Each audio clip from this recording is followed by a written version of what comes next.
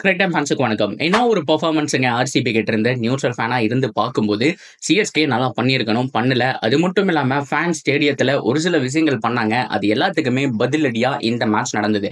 இந்த மேட்ச்ல ஓவராலா ரஜத் பட்டிதருடைய கேப்டன்சி எப்படி இருந்தது? ஆர்சிபிக்கு எவ்வளவு முக்கியமான ஒரு வெற்றி? இது போக ஹோம்ல ஆர்சிபி என்ன பண்ண போறாங்க அப்படிங்கறதெல்லாம் கம்ப்ளீட்டா பார்க்கலாமா? அதுக்கு முன்னாடி ஃபர்ஸ்ட் டைம் சேனலுக்கு வரீங்கன்னா மறக்காம சப்ஸ்கிரைப் பண்ணி சப்போர்ட் பண்ணுங்க. அப்போ அப்டேட் எல்லாமே எங்களை வந்து சேரும். சரி வாங்க வீடியோக்குள்ள போலாம். சூப்பர் சப்பால் ரொம்ப ரொம்ப முக்கியமா சிஎஸ்கே கூட செம்மையான ஒரு டெர்பில ஒரு வெற்றி. ஸோ ரொம்ப முக்கியமா நம்ம பார்க்க வேண்டியது ரஜத் பட்டிதருடைய கேப்டன்சி. செம்மையான ஒரு கேப்டன்சிங்க. அவரை பொறுத்த வரைக்கும் ஆரம்பத்துல நீங்க போய் அடிச்சு ஆடுங்கிற மாதிரி சொன்னாங்க. ஃபில் சால்ட் ஆரம்பத்துல சுத்தினாரு, கிளியரா தெரிஞ்சது. 2-3 பால் வந்துட்டு எட்ஜ்ல தான் பவுண்டரி போச்சு. அதுக்கப்புறம் பிக்கப் பண்ணி ஆட ஆரம்பிச்சிட்டாருங்களா. அவங்கள பொறுத்த வரைக்கும் ஸ்பின்னர்ஸ் செட்டில் ஆகக்கூடாது அப்படிங்கிற ஒரு கிளியர் கட் மைண்ட் செட்ல வந்திருக்காங்க. ஆரம்பத்துல நம்ம அஸ்வினுடைய ஓவர்ல ரன் போகும்போதே தெரிஞ்சிருச்சு ட்ராக்கும் கொஞ்சம் ஏதோ டிஃபரெண்டா இருக்குங்கிற விஷயம். ஸ்டீஃபன் ஃபிளமிங் ஆல்ரெடி சொல்லியிருந்தாரு. என்ன அப்படின்னா சேம்பால் ட்ராக்கை பொறுத்த வரைக்கும் ப்ரெடிக்ட் பண்ணவே முடியாது. ஆக்சுவலா ஸ்பின் ட்ராக் தான் அப்படின்னா கூட எப்போ எந்த மாதிரி பிஹேவ் பண்ணும் அப்படிங்கறத ப்ரெடிக்ட் பண்ண முடியாது. So based on weather condition பொறுத்த மாதிரி அது ஓவர் வெயில் அடிச்சா ஒரு மாதிரியும், அது மட்டும் இல்லாம இந்த பனி பெஞ்ச ஒரு மாதிரியும் இந்த மாதிரிலாம் சொல்லுவாங்க இல்லையா. ஸோ அந்த மாதிரி தான் இருந்தது. நேத்து பால் திரும்பவே கிடையாது. 100 அது முதல் கொண்டு பார்த்துருப்போம். ஸோ அவர் வந்துட்டு செமையா தான் போட்டாரு. 3 விக்கெட் எடுத்திருந்தாலுமே கூட 33 ரன் மேக்ஸிமம் எக்ஸ்பென்சிவா போயிருந்தாரு. At the same time Jaddu முதல் கொண்டு ஆரம்பத்தில் அடி வாங்கினாரு. ஸோ ஸ்பின்னர்ஸை செட்டில் ஆக விடாம ஆனதுதான் ஆர்சிபியோட மிகப்பெரிய ஒரு பிளஸ் பாயிண்ட். அவங்களுடைய 12 ஓவர்ஸ் ஆஃப் ஸ்பின் அதை வந்துட்டு தாக்கு பிடிக்கணும்னு நினைச்சாங்க.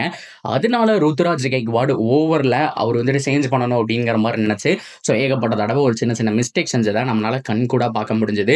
உண்மையாலுமே ஒரு வேற லெவலான ஒரு பர்ஃபார்மன்ஸ். ஃபில் ஷார்ட் ஆகட்டும், இது போக ஒரு அன்சங் ஹீரோ அப்படின்னா நான் யாரும் சொல்லுவேன்னா தேவ்தத் படிக்கல். வந்த உடனே அந்த மொமெண்டத்தை அப்படியே டிராப் பண்ணாம விட்டாரு. ஆக்சுவலா நல்லா ஆடுவாருன்னு தெரியும், இந்த அளவுக்கு நல்லா ஆடுவாருன்னு தெரியாது. கிட்டத்தட்ட 14 பால் பிடிச்சி ஒரு 27 அடிச்சு கொடுத்துட்டு போனாரு. ஏன்னா பொறுத்த வரைக்கும் ரொம்ப க்ரூசியல் ரன்ஸுங்க அது. ஏன் அப்படின்னா அங்க இருக்கிற அந்த மொமெண்டத்தை அவர் கேரி பண்ணி கொண்டு போனாரு. சப்போஸ் அவர் வந்த உடனே ஏதோ ஸ்டோக் வச்சுக்க பார்த்து அவுட் ஆயிட்டாருன்னு வச்சுக்கோங்களேன், அதுக்கப்புறம் ரஜத் பட்டிதர் மேல பிரஷர் விழுந்திருக்கும். கேட்சால ஈஸியா பிடிச்சிருந்தாங்க அப்படின்னா 150 to 170 தான் டார்கெட்டே மேக்ஸிமம் வந்திருக்கும். எக்ஸ்ட்ரா அந்த ஒரு 20-30 ரன் ஆட் ஆனதுக்கு என்ன பொறுத்த வரைக்கும் மெயின் ரீசன் ஒரு பக்கம் ரஜத் பட்டிதர் அப்படின்னா கூட தேவ்தத் படிக்கலோட இந்த இன்னிங்ஸ் ரொம்ப முக்கியம். அந்த மொமெண்டத்தை கேரி பண்ணது அவர் தான். ஏன்னா பவர் பிளேல ஆல்ரெடி 30 ரன் பக்கம் வந்துருச்சு 3 ஓவர்ல. அதை வந்துட்டு 6 ஓவர்ல 60 அப்படிங்கிற மாதிரி எடுத்துட்டு போனதுக்கு மெயின் ரீசன் தேவ்தத் படிக்கல். செம்ம இன்னிங்ஸ். ஆர்சிபியோட பேஜ்ல போய் பார்த்தீங்க அப்படின்னாலே செம்ம இன்னிங்ஸ்ங்கிற மாதிரி போட்டிருப்பாங்க.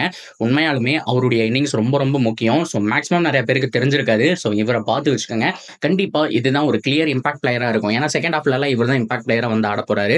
பொறுத்திருந்து பார்ப்போம் எந்த அளவுக்கு இந்த சீசன் ஃபுல்லாமே பெர்ஃபார்ம் பண்ண போறான்னு சொல்லிட்டு. அதுக்கப்புறம் ரஜத் பட்டிதர் 3 கேட்ச் டிராப் பண்ணாங்க. சிஎஸ்கே உடைய பூரான ஃபீல்டிங். ஆனா அதையெல்லாம் தாண்டி ஸ்பின்னர்ஸை செட்டில் ஆக விடாம அடிச்சு கொடுத்தாருங்க. அவருடைய க்ரூசியல் 50 ரொம்ப ரொம்ப முக்கியமான இந்த மேட்சுக்கு தேவையான ஒரு விஷயமா இருந்தது.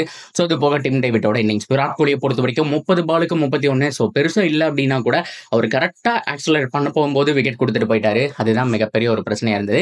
இட்ஸ் ஓகேங்க. ஸோ டீம் ஸ்கோர் 190 அப்படிங்கிற மாதிரி வந்துச்சு. இதெல்லாம் போக செகண்ட் ஹாஃப்ல பண்ணாங்க ஒரு சம்பவம். நியூ பால் யோசிச்சு பாருங்க. ஒரு பக்கம் ஸ்விங் பவுலர், ஒரு பக்கம் லைன் அண்ட் லென்த் பேச வச்சு ஏற்றக்கூடிய பவுலர். ஸோ ஹேஸ்லுட் அண்ட் புவி என்ன ஒரு டெட்லி காம்பினேஷன். செமையா இருந்தது. இன்னும் புவியை நம்ம 100% பார்க்கல. ரொம்ப நாளுக்கு அவர் கிரிக்கெட் விளையாடுறதுனால ஒரு 70% இல்லை 60 தான் நான் பார்த்துருக்கேன் அப்படின்னு சொல்லுவேன். இன்னும் பிரைம் புவி வந்தாரு அப்படின்னா ரொம்ப ரொம்ப ரொம்ப டேஞ்சருங்க. டெத் ஓவர்லாம் சும்மா பிரிச்சு வீசிடுவாரு. ஆக்சுவலா ஃபைனல் ஓவர் அவர் தான் போட்டிருக்கணும். பட் இருந்தாலும் தோனி இருக்காரு அப்படிங்கறதுனால ஸ்பின்னர்ஸை கொண்டு வருவாங்க.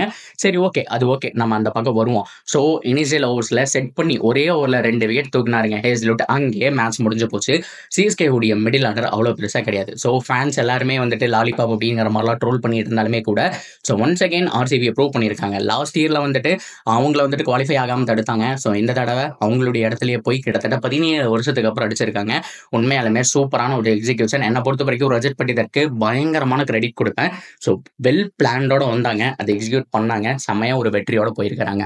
அண்ட் அது மட்டும் இல்லாமல் புவிக்கு ஒரு ஓவர் இருக்கும்போது ஃபைனல் ஓவர் ஸ்பின்னருக்கு கொடுத்தாங்க அப்படின்னா ஸோ கண்டிப்பாக ஃபாஸ்ட் பவுலர்ஸை எம்எஸ் எவ்வளோ சூப்பராக ஆடுவாருன்னு தெரியும். ஸோ ஸ்பின்னர்ஸுக்கு அகேன்ஸ்டாக கொஞ்சம் தடுமாற்றம் இருக்கும். பட் இருந்தாலுமே மேட்ச் எப்படி இருந்தாலும் முடிய போது குணால் பாண்டியாவுக்கு கொடுப்போமே அப்படிங்கிற மாதிரி கொடுத்தாங்க. ஸோ எம்எஸ் தோனி அவர்கள் வந்துட்டு கிரவுட் புல்லர். ஸோ அவரை பொறுத்த வரைக்கும் பார்த்தோம் அப்படின்னா லாஸ்ட் ஒரு 4 பால் ஆயிட்டாரு. என்ன பொறுத்த வரைக்கும் அவர் இன்னும் கொஞ்சம் ஏர்லியாகவே வந்திருக்கணும். நம்பர் 5 நம்பர் 6 வந்திருக்கணும். பட் என்ன பிளான்ல இருந்தாங்கன்னு தெரியல. ஓரளவுக்கு ஆக்சுவலேட் பண்ணிட்டு ரன்ஸ் கம்மியாகும் போது கடைசி ஒரு 3 ஓவரில் ஒரு 60 அப்படின்னா கூட ஒரு சான்ஸ் இருக்கு. ஆனால் அங்கே 3 ஓவரில் 90 அப்படிங்கிற மாதிரி இருந்துச்சு. ஸோ அப்பவே மேட்ச் முடிஞ்சு போச்சுன்னு சொல்லி ஆகணும். ஸோ எனிவே சிஎஸ்கே அவங்களோட ஆர்டரை மாற்றி ஆகணும். அண்ட் ஆர்சிபி எதையும் பண்ண வேண்டாம், இருக்கிறத அப்படியே வைங்க. ஹோமா இருந்தாலும் சரி, அவேவா இருந்தாலும் சரி, இந்த பிளேயிங் 11 எப்பவுமே ஜாக்பாட் தான். ஹோப்ஃபுல்லி இந்த ஏரோ 18 ஏதாவது ஒரு சான்ஸ் கிடைக்க போதா ஆர்சிபிக்கு அப்படிங்கிறத பார்ப்போம். ஈசாலா கப்பு அதெல்லாம் நம்ம சொல்ல வேண்டாம். ஸோ பொறுத்திருந்து பார்ப்போம் என்ன பண்ண போறாங்க அப்படின்னு சொல்லிட்டு. ஓவராலா செம்மையான ஒரு வெற்றிங்க. ஸோ ரஜத் பட்டிதாருடைய கேப்டன்சி பத்தி பேசணும்னு தோணுச்சு, பேசிட்டேன். ஸோ நீங்க என்ன நினைக்கிறீங்க அப்படிங்கிறதையும் தாராளமா கமெண்ட்ல சொல்லுங்க. அண்ட் தொடர்ந்து அப்படியே இருக்க சேனலோட நினைச்சிருங்க. மறக்காம சப்ஸ்கிரைப் பண்ணி சப்போர்ட் பண்ணுங்க.